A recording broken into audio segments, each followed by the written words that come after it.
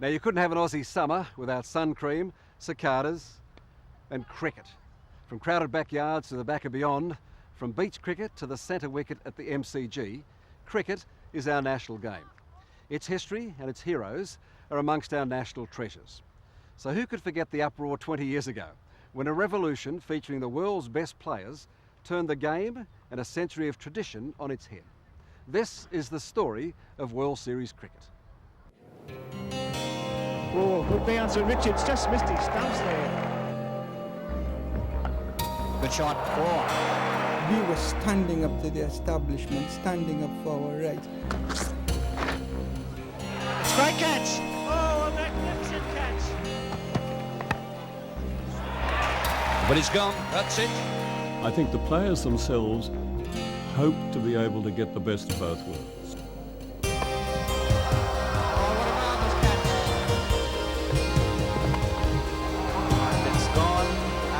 Over the top in 6. They wouldn't tell me who would sign, who wouldn't sign. That's a good shot into the air, but it was good time.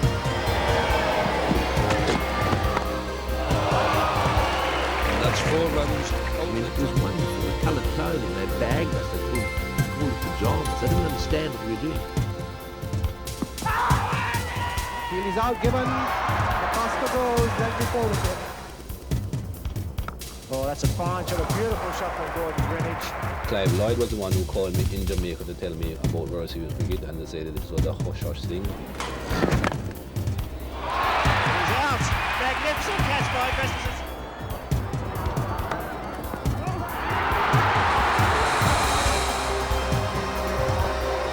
You realise anything out there, it doesn't make out today.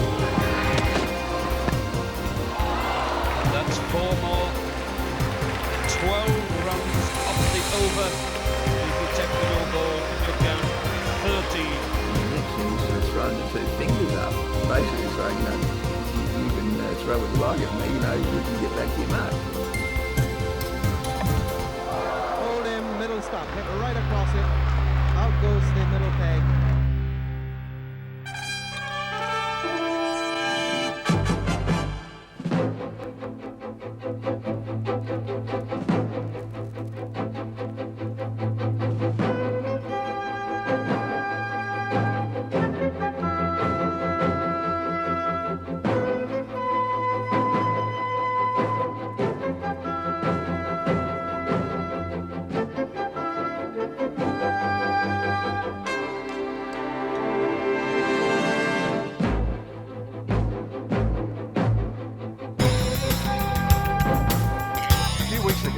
Legends from 2 decades past gathered in Sydney for a very special reunion. Photo opportunity, eh? No worries. They came to have a drink and celebrate the 20th anniversary of that most remarkable period in the history of the game. In the presence of this man of moments When these players were prime, Australian cricket was superstar. During the 1970s, delirious fans couldn't get enough of Lilly, Tomo, and Marshy and the rest. Cricketers had long played for a lot of glory and not much gold. As other sports went professional, cricket was long overdue for a change too. And leading the charge for a fairer shake for the players, a bunch of larrikins, John Cornell, Paul Hogan and Dennis Lilly. He's the original Dunstan Brown, mate. He's the patron for the Royal Society for the Preservation of Wildlife. Ah, well, he'll love this. A genuine stuffed owl.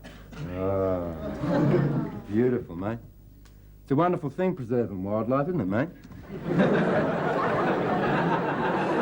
I think they just couldn't believe that the top elite sportsmen of a country were earning that small amount of money and actually struggling too in life. Don't forget, I'm the family retainer and your personal valet. Okay? Come on. Oh, it looks beautiful, mate. It's good a purse to lend it to you. I'll get the door, sir. Cornell, I think, got back to me about 3 months or something time, or maybe even been a bit less than that. And I think that was when he said, have you heard of Kerry Packer? And that's when I said, no, I haven't. And he then explained that Kerry was very interested in the idea. Where's the backing? You know, how are we going to get paid? And I think that's basically where Kerry Packer became involved. And so World Series cricket was born. After the break, one of the key players behind the scenes, former Australian Test captain Richie Benaud, takes up the story. That's gone in the air, someone is under it, and it's going to be caught, magnificently caught. What a great catch by Rodney Marsh, that is unbelievable.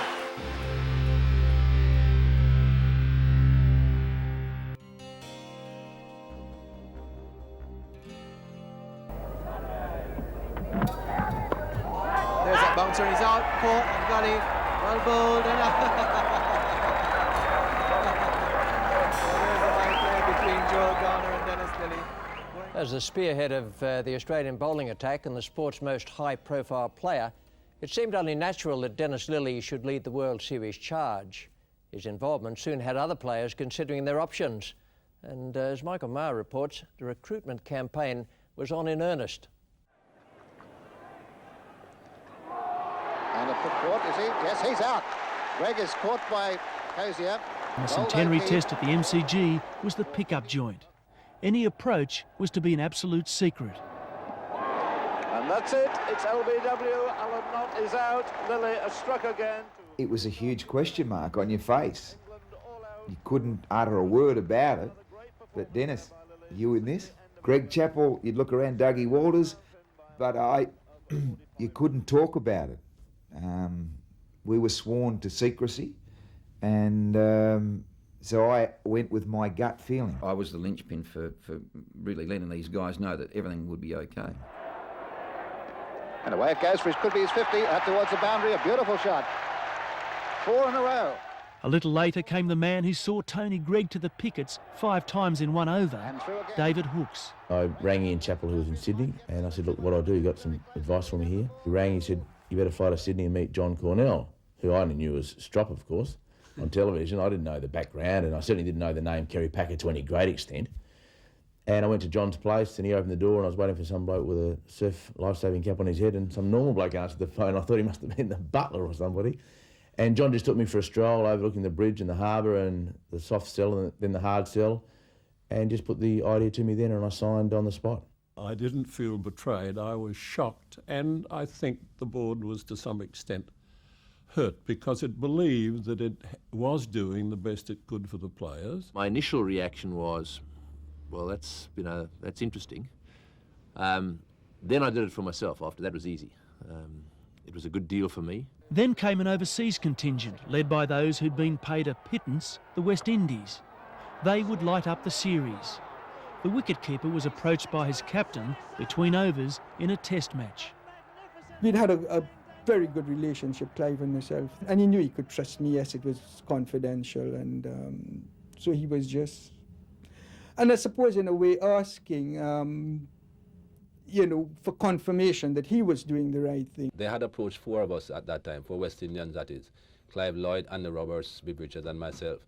And Clive told me that he had signed, and so I said to myself, well, if Clive had signed, I have to sign as well, because those days we all looked upon Clive as a father figure. It's great for us because, I mean, obviously we weren't playing at that level. You know, we weren't able to play with the West Indian players. We weren't able to play Test cricket against England or Australia or anybody else for that matter. So, any opportunity to play with 60 of the best cricketers in the world for us was going to be a fantastic opportunity. Off to England for the Ashes tour, the Australians took their secrets with them. The team settled for a draw against Kent, and a week later, on May the 9th, World Series cricket was exposed to all in the media. An advertisement in the Times summed up the mood.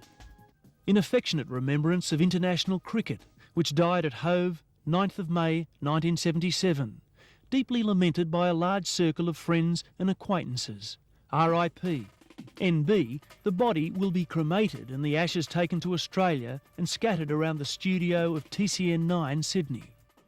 While some Australians were wondering what Kerry Packer and company were doing to their game, in England, the traditionalists were outraged. What distresses me is the fact that we have a situation here where an Australian who professes to have the best interests of certain cricketers and the game in general at heart, has in fact done damaging things to our cricket.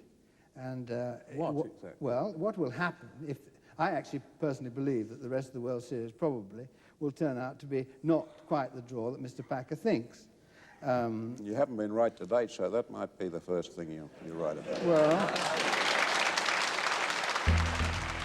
Cricket's hierarchy was determined to stop the new chums. In late July, the ICC, the International Cricket Conference, threatened to ban WSC players from Test and first-class matches. And people like Richie Benaud, WSC consultant and commentator, were dubbed disapproved persons. What right has the International Cricket Conference to say to the sporting public of Australia that my wife and I are disapproved people? With the Ashes lost, World Series bosses decided to do what players became famous for in their games. They went on the attack, challenging the ICC's ban in the High Court.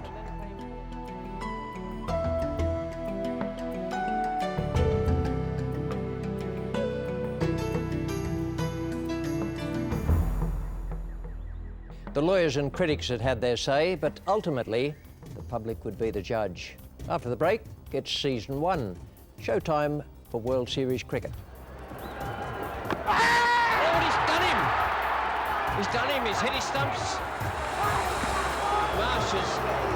Collis King has hit down his stumps. This is out. After the Spurring umpire confirms, I think we'll see the finger go up here. I think he's got to be out because there's a fearful clump of willow on ash.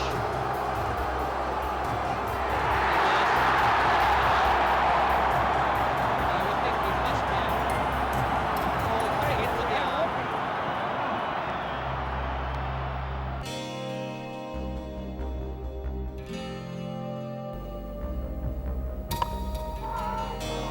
Oh, what a marvellous catch!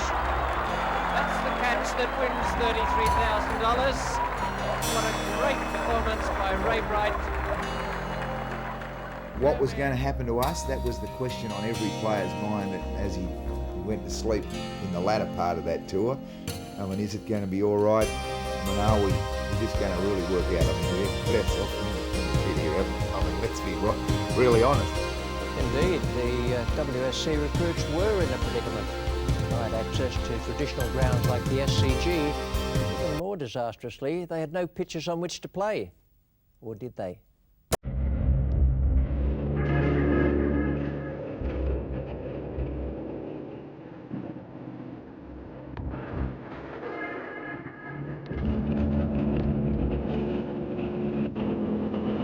I had no idea when I was in Brisbane it'd be nice to lay wickets in huge slabs.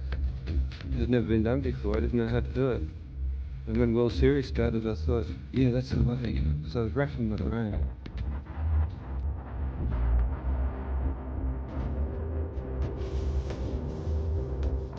When I started to see on television, you know, that they were making the pitches, John Maley was making the pitches in the cement trays in Melbourne, and you know, he was working hard at the Sydney showground with his chicken wire and producing pitches there. He said, that's about the time I started to think to myself, this might actually get off the ground.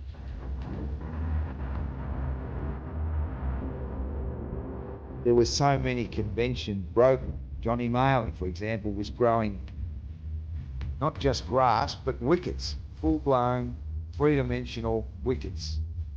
And within a week, we were actually using that surface to play the first Super Test.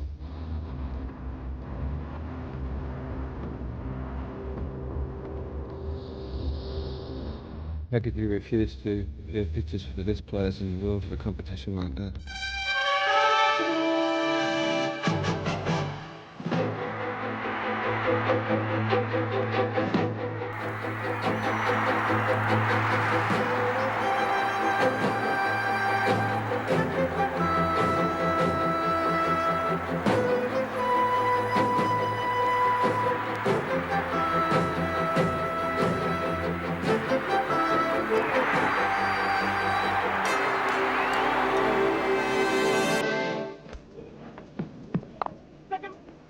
And he's out.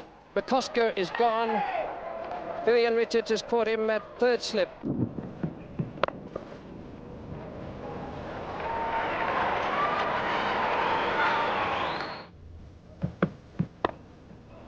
hook from Ian Chappell, and a very, very good shot. That's out. That is plumb. Greenwich doesn't look too happy about it. Oh, there's a great shot down the ground off the back foot. Didn't move. He punched that high over mid-eye. And again, there she goes again. Great shot, this time through mid-wicket. That's a Bradman type shot. Well forward of the squaring umpire. Great shot. It didn't even make any difference to me when we started out playing World Series cricket and there were only a handful of people in some of the stadiums. Because I've always said that it was the competition that got me going. If the game was competitive, then I was into it. Good shot from Chappell. Vacant area there at mid-on. Best could have been in the country. It looks pretty naked when there's no one in the stand. I mean, every little ball on Willow is echoed around the ground. I think there were more seagulls than people there to start with.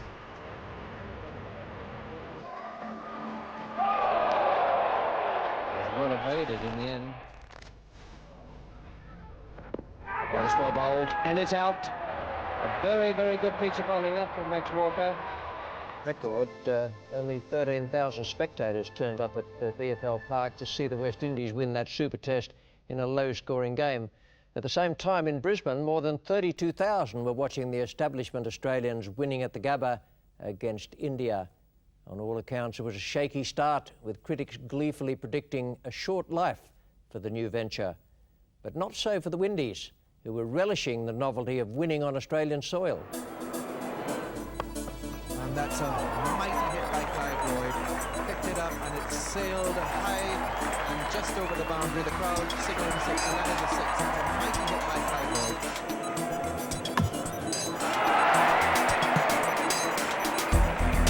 He'll come for the second. The return is on the way. He'll have to hurry. There's an appeal for run out, but Thorpe just makes it. And he's bowled in. He's gone. Yorker again. West Indians were known as the great entertainers. You know, people used to love the calypso cricketers that come into Australia or England, and teams loved playing against us, particularly because they would win. We would do the entertaining and they would win, so it was great for them. And all of a sudden, we changed the attitude in World Series cricket. And it's in the air, and Julian just can't get there. Diving forward. Just couldn't get there. You played a Super Test against Andy Roberts, Michael Holding, Joel Garner and Colin Croft, and when that was over, you then went and played a one-day international, and you played against Andy Roberts and Michael Holding and Joel Garner and Wayne Daniel and Colin Croft. And there's an appeal for a corner of the wicket, not outside the umpire, they're flashing at it outside the off-stump. The West Indies disgusted. Bowled in, full toss, hit the leg stump. Wayne Daniel with his 4th wicket. Superb performance by this young West Indian. West Indies have never won a series before, official and official record. So yeah, there was great pride in winning. In the air, out, it's all over. The West Indies have won. The West Indies have won an amazing cricket match by 25 runs. The West Indies are 124. Australia all out for 99. As the show moved on to Sydney for the second Super Test, West Indies had the Australians looking for some answers. Standing up to the pace bowling tornado would call for some real courage at the crease. A great shot. Won't quite go for 4. Cottis King will pull it up just inside the boundary. And this is another one. That's another 4 for hooks. They won't catch this one. Into the boundary. 5 4s and a 2 off the over. 22 in all. And the crowd is delirious. But the risk of injury was never far away. Andy Roberts here, the most experienced of the West Indian fast bowlers, and a great fast bowler in his own right. Come in on the see if he can put the brake on. Hit him.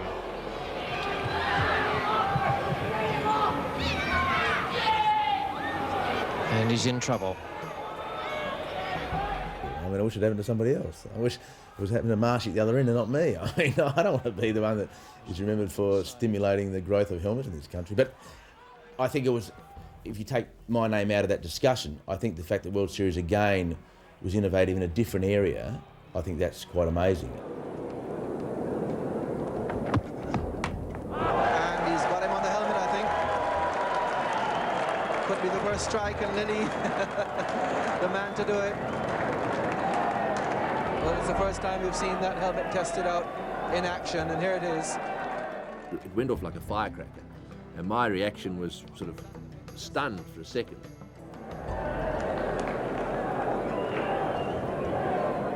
And Marshy said, mate, he said, I know where there's a good panel shop can fix up that hat for you. We were now professional cricketers, and by getting whacked in the head, it might cost you 6 weeks. If you were out for 6 weeks, then you know, your employer wasn't a pleased person. Rod Marsh just about to throw it up. Oh, it's hit him. Hit him somewhere around about the shoulder or neck. Oh! No comment needed. And he just sort of nodded his head like that, and I thought, gee, you know, it's incredible. And then the next thing, he's sort of thrown the two fingers up, basically saying, you know, you can throw what you like at me, you know, you can get back to your mark. From a West Indian point of view, it was bad for us because it meant that the batsmen had some protection. But from our point of view, when we had to face Lilly and Pascoe and people like that, it was a great intervention, yeah. Like most innovations, helmets did generate some teething problems, not least of which was having to fall when running between the wickets. Here's McGain, chance for a run at the bowlers, and he'll be out. Another run, and the World 11 committing suicide here. Bad calling there. Greig didn't respond to Knott's call.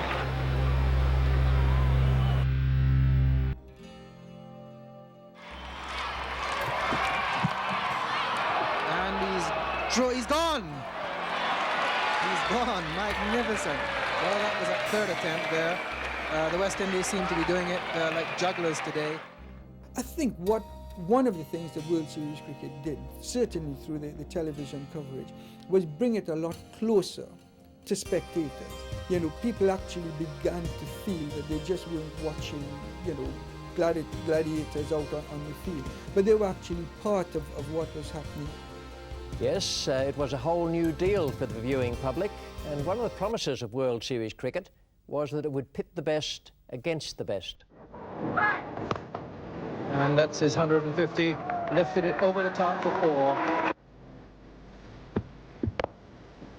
It's a great shot. All the way in front of square leg by Chappell. He was very quickly in the position for that. And that's a short bouncer. Greenwich stands there as well, he might. Oh! If anyone thought that World Series cricket was just exhibition games, you know, it must have convinced them that these games are very full on.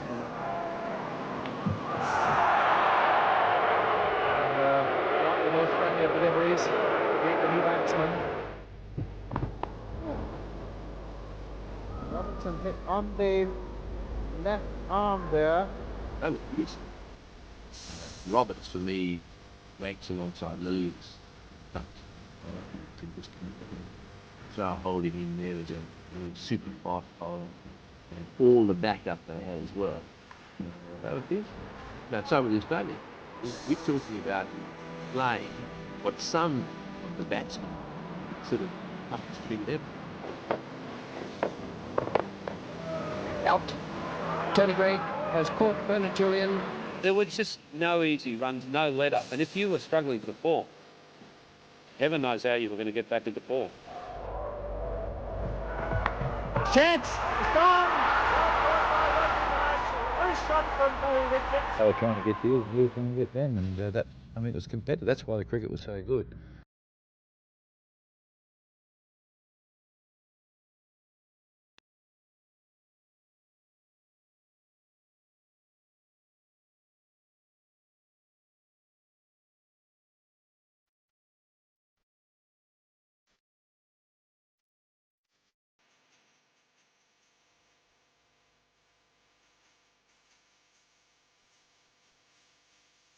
But the big change was night cricket. That was the thing that really turned it to the World Series cricket.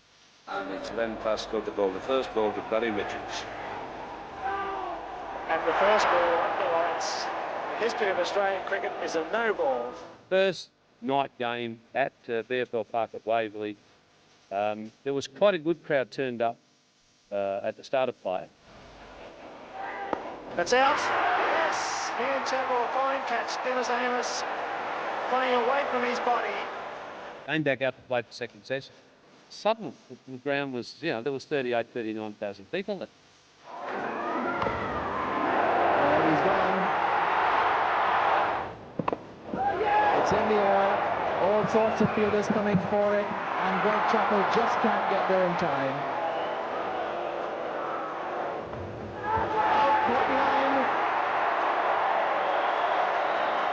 And to me, I think that was the day come night that we all felt, hello, this thing has turned around.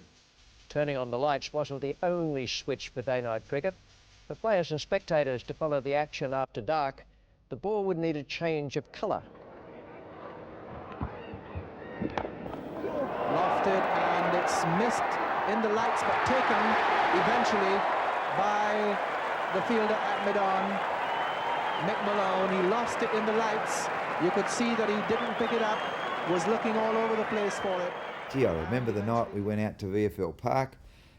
You talk about research. We had a cardboard box, not much bigger than around about less than a metre square. Every colour cricket ball imaginable to mankind. We got iridescent green, yellow, orange, red, pale pink, blue, white, red. And I don't know, I just couldn't imagine Joel Garner or Michael Holding or Andy Roberts out of a black side screen with any colour ball in the hand that was going to be a success. Ultimately, after exhaustive tests, white was the colour. By match 2, played the following night, both players and fans were beginning to appreciate the dramatic atmosphere of cricket under lights. Australia playing a lot better in the past week or so. Beautifully fielded, magnificent. Ian Davis, the fielder. Thou shalt not pass. Although that one cut back, I don't think Greenwich expected it to cut back as much as it did. And this could be close. He's gone! Greenwich run out! Greenwich run out. Beautiful bit of fielding by Gary Gilmore. The West Indies are 1 for 18. Uppish just falling short of Ian Davis. And he's out. He really deserved that wicket. He worked for it. Oh, Robbo. Cutting them too. And I think you'll find on the replay that it flipped the top of Richards' pad. No matter what Lenny Pascoe might be saying. And that's good, sensible bowling. And great running. And he's gone. Must be on. You can hear the squeak from here, even through the commentary box window. And Vivian Richards has gone. Max Walker has done the trick. Short of Max Walker, and still the inevitable single to Jim Allen.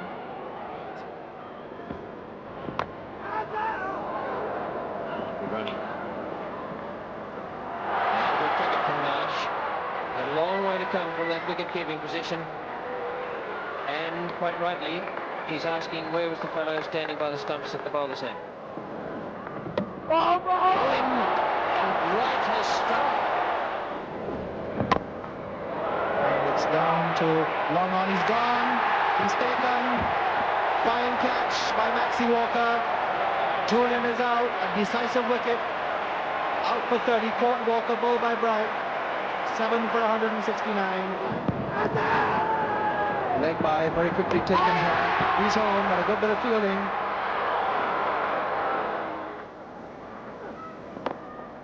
And he's calling. Andy Roberts has gone. Ray Bright again, and what a good day he's had, and an even better night.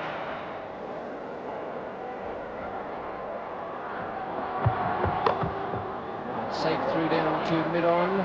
Greig Chappell, it'll just be one.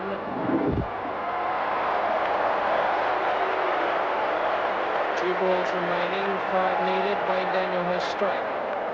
Well, Wayne isn't, and he'll admit to this, the best batsman in the world. So getting himself into a position where he had to hit a 6 off the last ball, you know, it's like winning the lottery. Well, they've had their conference. Will have decided that, or that Wayne Daniel goes for the doctor with this second last delivery. Malone. He's hit it many a mile. He's 6 runs for 6. It's over. A magnificent hit from Wayne Daniel. Mick Malone pitching down the wet side, and look at the jubilation in the West Indian room, and rightly so. Poor bowling, but a great shot out of the ground at VFL Park for 6 runs, and what a finish to a magnificent match. Joel Garner and Wayne Daniel. What a hit by Wayne Daniel. Away over long on. Smashed it away into the crowd. And that was a tremendous effort from the West Indians. But a great match between 2 splendid teams. It had been a wild ride, but by the end of that first season, the public had developed an appreciation of what World Series cricket had to offer. The off-season provided a chance to develop a winning strategy. That was both on and off the field.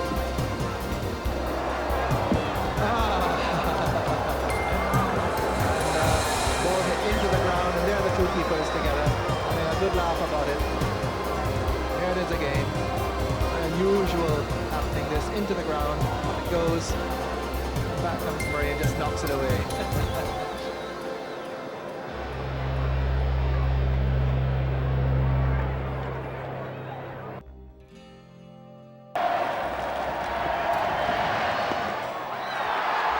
Spinning leg stump. They'll go for a single here, and the ball hits the stumps, but well home and overthrows. So what confusion! All sorts of madness going on.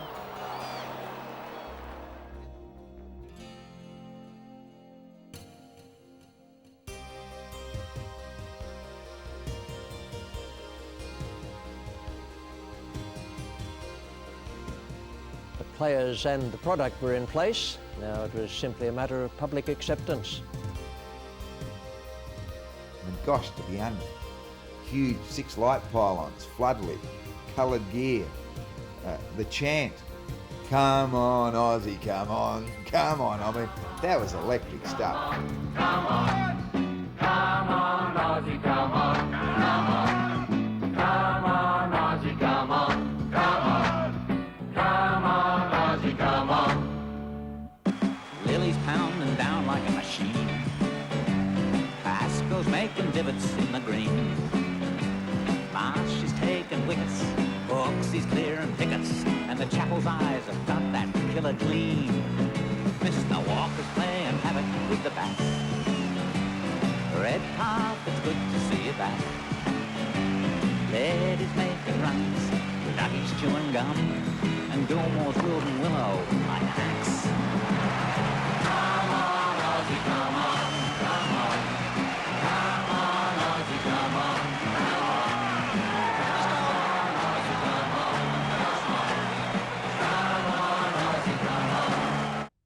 Cornell actually got, as I say, got it done by Mojo. That's the lily bit. Yeah, the lily bit. Pounded down like a machine. Lily's pounding down like a machine. Pascoe's making, I can't see the words here, Mal. Pascoe's making divots in the green. He rang me up and said, mate, have a listen to this. And on the phone, he played Come On Aussie, Come On. The first time I heard it, I thought, oh, shit. You know, can you imagine on the phone, like, not that. I thought, oh, yeah, okay, good. And I said, could you play it again? And he played it again, and I heard it 3 or 4 times, and then it's just so catchy. And then he sent me a tape over, and I played it on stereo. It was fantastic. With a few minor hiccups, the players were more than ready to embrace the changes, but would the fans be willing to follow? In Season 2, with World Series at last fairly permitted access to one of the game's traditional arenas, the ingredients finally came together on one magical evening in Sydney, November 28, 1978. And what a sight it is here at the Sydney Cricket Ground. Play some 6 or 7 minutes away from restarting the second session.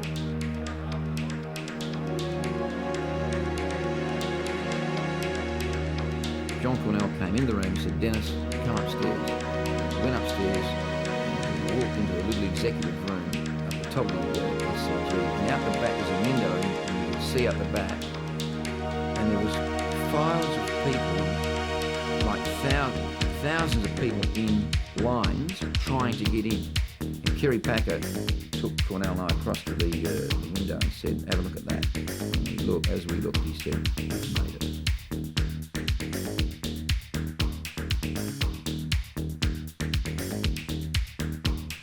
And I remember when we walked on, there was a huge crowd there, and they'd been singing "Come On, Aussie, Come On," and there was a fantastic atmosphere. And as we walked through the gate onto the Sydney Cricket Ground, I remember Rodney Marsh saying, "We're back."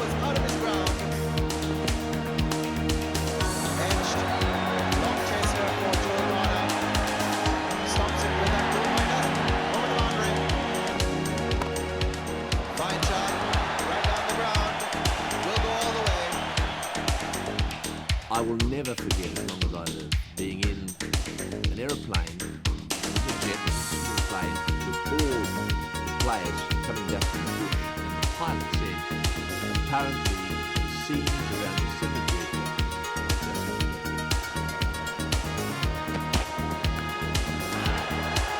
Appeal for a catch, he's gone. Ian Chappell, out, Port Murray.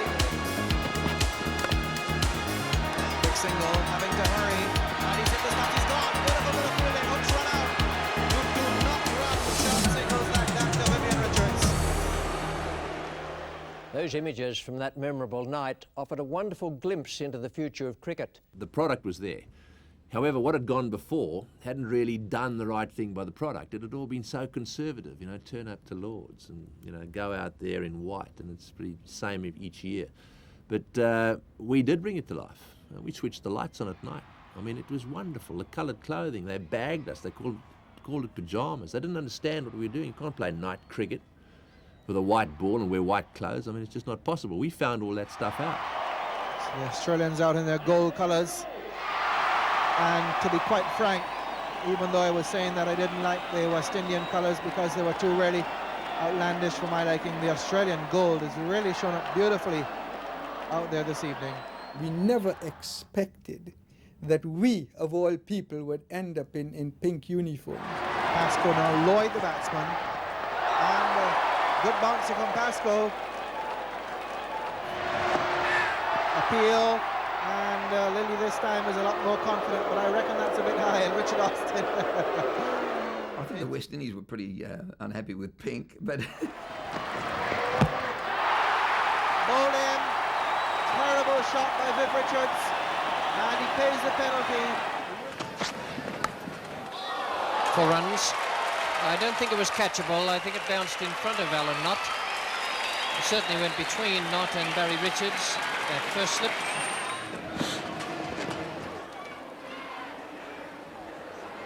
And that's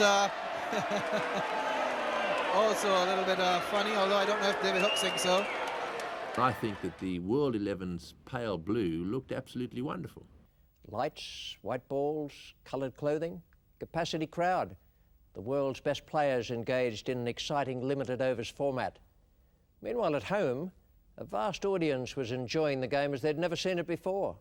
It came courtesy of a TV coverage and a range of ingenious ideas developed here in Australia, virtually adopted by sports telecasters around the world. A revolution that made its mark. Next, reconciliation. Rowan, and he's got him. What a breakthrough for the Australians. And Vivian Richards has been given out. Marsh must have clung onto the ball.